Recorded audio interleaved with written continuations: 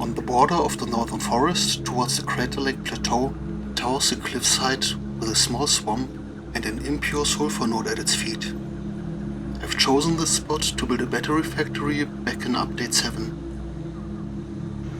At the time, drones could exclusively be fueled by batteries, and since I wanted the factory to be an isolated build and not use any roads or train tracks, drone pods were the obvious choice to handle all the logistics.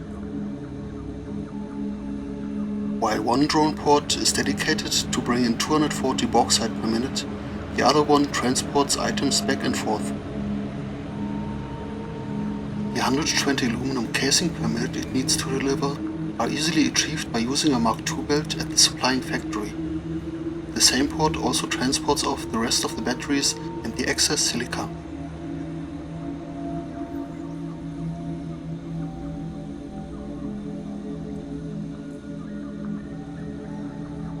There also used to be a second sulfur node in this spot, but a fully overclocked Mark III miner luckily still provides me the 300 sulfur per minute I need. The 4 water extractors below are running on 100% like the rest of the machines and provide 480 fresh water per minute.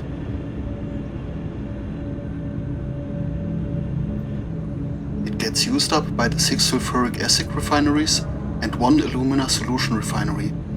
The other one uses up the recycled water from the blenders above. All of them are connected to the same pipe network, and to charge up the production I installed a pipe valve for the recycled water, which can back up the whole system. Once everything is good to go, I can open the valve and flush the fluid buffer 3 times, and the factory will run 100% efficient immediately.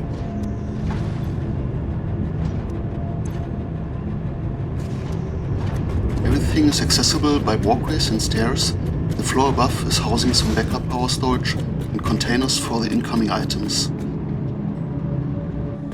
The top floor is divided into a closed-off section to display the blenders and the open logistic floor where the pipes are connected.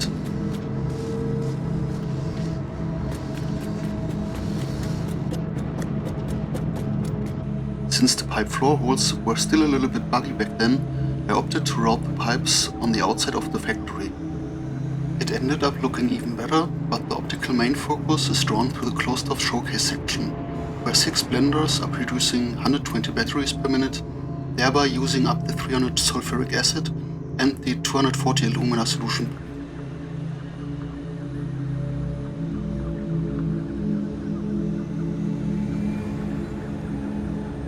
The final feature I want to show is the lighting. The inside lighting is dependent on the production switch to signal if the factory is running. The outside lighting runs in night mode and switches on independently.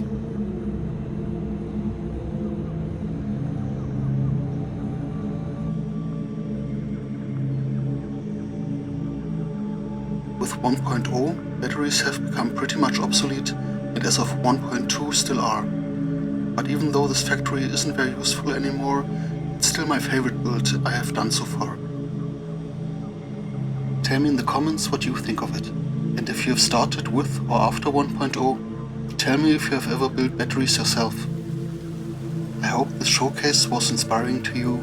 Until next time, bye.